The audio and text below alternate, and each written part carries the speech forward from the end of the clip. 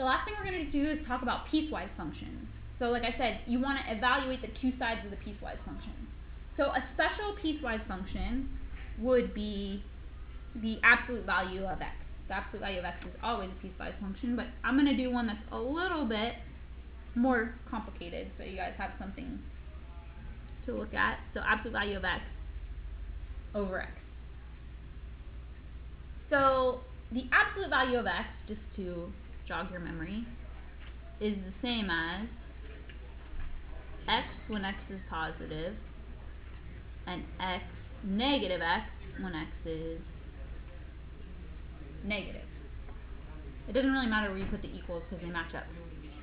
Okay? So I'm going to evaluate the limit. I'm going to replace this.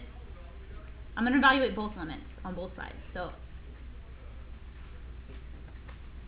as x goes to 0 from the negative side, and as x goes to 0 from the positive side. Now remember, if they both match up, then the limit exists. If they don't match up, then it doesn't exist. So if we're talking about from the negative side, I'm going to use the one where x is less than 0, so that's negative x. So instead of absolute value of x, I'll say negative x over x. The x's cancel, so that gives me negative 1.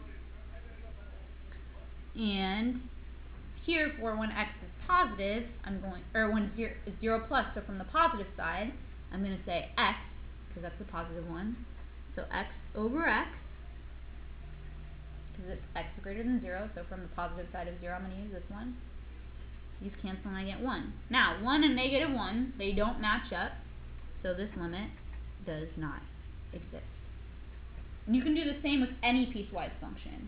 So you'd evaluate it, you'd replace whatever it is you'd evaluate it from the negative side with the one that's less than, and from the positive side with the one that's greater than. See if they match up, and if they do, you have a limit, whatever the number is. If they don't, it do not exist.